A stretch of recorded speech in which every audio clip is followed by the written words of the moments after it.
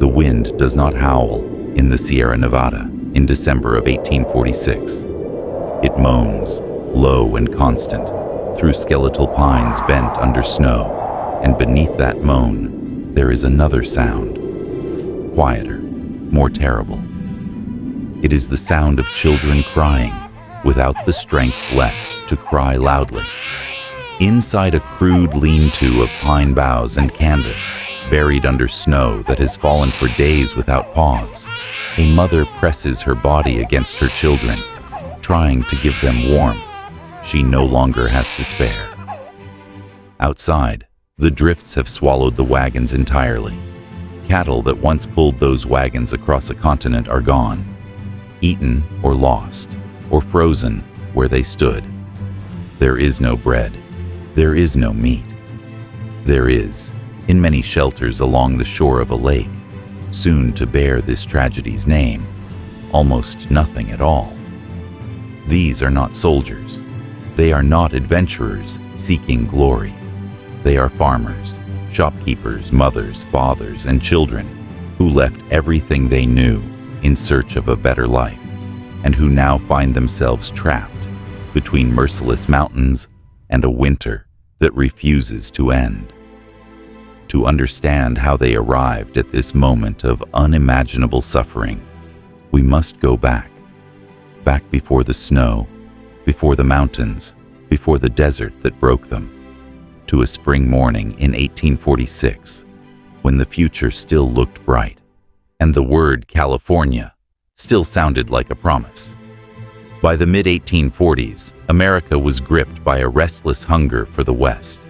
Newspapers and pamphlets described California's mild climate, fertile valleys, and seemingly endless opportunity. And for families struggling through economic hardship in the Midwest, the Pacific Coast represented not just land, but a second chance. Among the thousands drawn westward that year were the Donner and Reed families of Springfield, Illinois. George Donner, in his 60s, was a prosperous farmer seeking one final great adventure for his family. His wife, Tamsin, an intelligent and cultured schoolteacher, kept a botanical collection and worried privately about the dangers ahead, even as she prepared for the journey. James Reed, a furniture maker and businessman, traveled with his wife, Margaret, who suffered from poor health, and their children, including a spirited, observant girl named Virginia, only 13 years old, whose later letters would become one of the most valuable first-hand accounts of what was to come. In April 1846, these families and others loaded their wagons, gathered their livestock, and joined the great overland migration, setting out along the well-worn trail toward Independence, Missouri, the traditional starting point for wagon trains bound for Oregon and California. The journey west was never easy, even under the best circumstances. Wagon trains faced swollen rivers, sudden storms, disease, and the constant grinding toll of travel across open prairie under a relentless sun.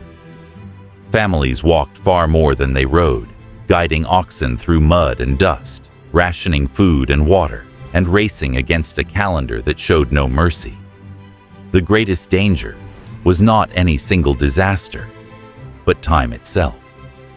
Wagon trains needed to cross the Sierra Nevada before the first heavy snows sealed the mountain passes, and every delay, a broken axle, a flooded crossing, a lingering illness, shortened the narrow window of safety. If you find yourself drawn into their story already, take a moment to like this video and subscribe, because what happened to this group of ordinary travelers would soon become one of the most harrowing survival stories in American history.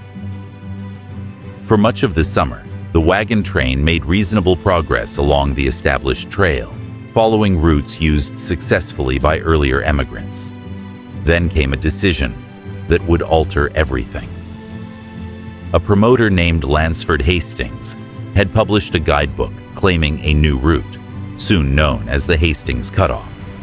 would save emigrants hundreds of miles by veering south of the traditional trail through the Wasatch Mountains and across the Great Salt Lake Desert. Hastings himself had never taken a wagon train through the route he was so confidently selling. His promises were built more on ambition than experience. Still, worn down by the trail and eager to save time, a group of 87 men, women, and children, soon to be known collectively as the Donner Party, though the group included many families beyond the Donners, chose to follow Hastings's recommendation, trusting that the shortcut would deliver them safely to California well ahead of winter. The decision proved catastrophic. Rather than saving time, the Hastings cutoff nearly destroyed them before winter even began. The Wasatch Mountains offered no clear trail, forcing the emigrants to hack a path through dense brush and rocky canyons, a task that consumed exhausting days they could not afford to lose. Wagons broke down. Oxen strained against terrain never meant for wheeled travel. Then came the Great Salt Lake Desert, a nightmare of cracked white earth stretching to the horizon, offering no water and little mercy. Animals collapsed from thirst and exhaustion. Some died where they fell. Families were forced to abandon wagons, leaving behind possessions carried for hundreds of miles in order to save what livestock remained. By the time the group finally reunited with the main trail beyond the desert, they had lost far more than time. They had lost strength, supplies, and the fragile margin of safety that might once have carried them over the mountains before the snow arrived. As autumn deepened, anxiety spread through the wagon train like a fever. Every traveler understood, with growing dread, that the Sierra Nevada still lay ahead and that the season was turning against them. Along the way, tensions boiled over. In a bitter confrontation, James Reed was involved in the killing of another emigrant, John Snyder, during an argument that spiraled out of control. Rather than facing violent retribution, Reed was banished from the group and forced to travel ahead alone, separated from his wife and children, a decision that would haunt the family through the ordeal to come. Meanwhile, the wagon train pressed on, moving as quickly as exhausted animals and depleted supplies would allow, watching the sky nervously for signs of the storms that everyone feared were coming. Hope rose whenever the trail seemed to shorten the distance to the mountains, and collapsed each time another delay slowed their progress. It was a cruel rhythm of near escape and mounting dread, played out across weeks that should have been the final triumphant stretch of their journey. In late October, the emigrants reached the eastern base of the Sierra Nevada, near a lake later renamed in their memory. They were close, agonizingly close, to the mountain pass that would carry them safely into California's valleys. But exhaustion forced a pause, and that pause proved fatal. On October 28th and into the following days, snow began to fall, far earlier and far heavier than anyone expected. What started as flurries became a relentless, blinding storm that buried the pass under snowdrifts too deep for wagons, animals, or desperate men on foot to cross. Trapped, the emigrants had no choice but to turn back toward the lake and attempt to build shelter for what all of them now understood would be a long and brutal winter. If this story has gripped you so far, consider sharing it with someone who appreciates real history, because the hardest chapter is still ahead. The camps that formed near the lake and a smaller group a few miles away at Alder Creek were desperate improvisations against an unforgiving landscape. Families built crude cabins from logs and canvas, using whatever tools and materials remained. At Alder Creek, George Donner had suffered a severe hand injury during the journey, a wound that worsened into infection and left him unable to travel or perform hard labor. Tamsin Donner made the wrenching choice to remain by her husband's side rather than attempt to save herself, a decision rooted in devotion that would ultimately cost her dearly. As the weeks wore on, snow piled higher around the shelters, sometimes burying them almost entirely, until smoke rising from hidden fires was the only sign that human beings still survived beneath the drifts. Food supplies, already thin from the disastrous detour through the desert, dwindled rapidly. Families slaughtered what few cattle remained, then began boiling hides and bones, simply to extract whatever nutrition might remain within them. Some ate mice, twigs, even soaked pieces of leather, anything that might keep starvation at bay for one more day. Patrick Breen, one of the emigrants, kept a diary through the ordeal, recording in spare, aching language the snow, the hunger, and the deaths, offering historians one of the most direct windows into the suffering endured that winter. As December deepened and starvation tightened its grip, a small group of the strongest survivors made a desperate decision. 17 men and women, later remembered as the Forlorn Hope, set out on improvised snowshoes to cross the mountains on foot and seek help in California's settlements, leaving behind those too weak or too young to attempt the journey. What followed was an ordeal of almost unbearable suffering. Storms battered the group without mercy. Food ran out almost immediately. Several members died from exposure and starvation along the way. In the extremity of their circumstances, some survivors made the unthinkable decision to consume the flesh of those who had already died of natural causes, a choice born not of cruelty, but of the absolute collapse of any other option for survival. It is essential to understand this moment, not as a sensational detail, but as evidence of just how completely ordinary human limits had been shattered by cold, hunger, and grief. After more than a month of struggle, the surviving members of the Forlorn Hope finally reached a settlement, emaciated and traumatized, carrying with them the first word of the disaster unfolding in the mountains behind them. Word of the trapped emigrants spread quickly, and rescue efforts began almost immediately, though the mountains themselves fought against every attempt. Relief parties had to fight through the same deep snow and brutal cold that had trapped the original travelers, often turning back or losing members to exhaustion and frostbite along the way. When rescuers finally reached the camps at the lake and at Alder Creek, they found scenes of devastation almost impossible to describe. Survivors reduced to skeletal figures, children too weak to stand, and the dead lying where they had fallen, their bodies preserved by the relentless cold.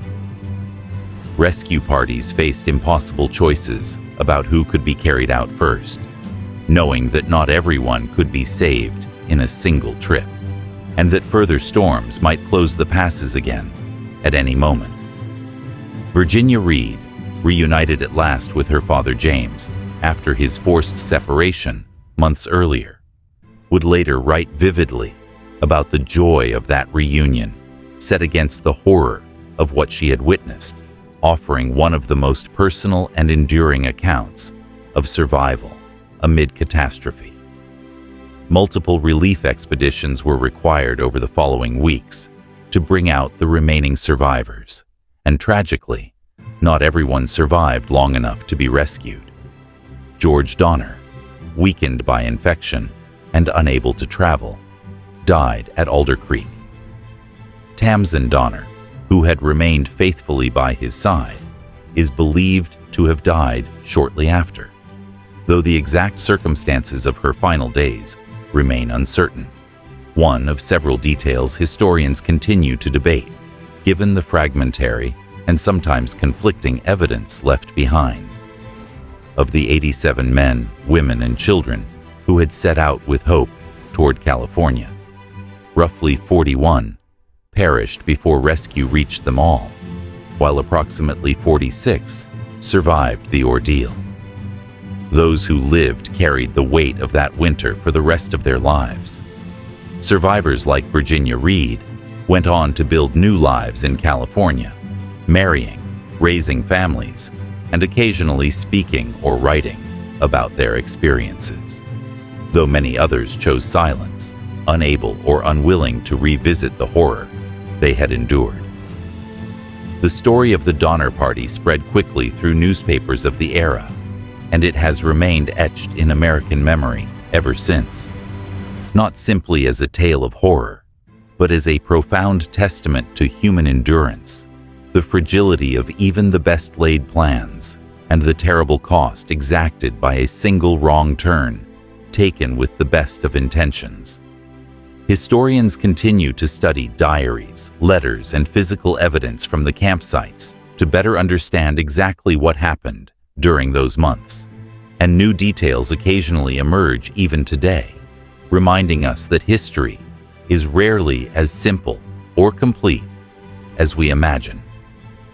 What remains most striking about the Donner Party is not merely the scale of their suffering, but the ordinary humanity at its center.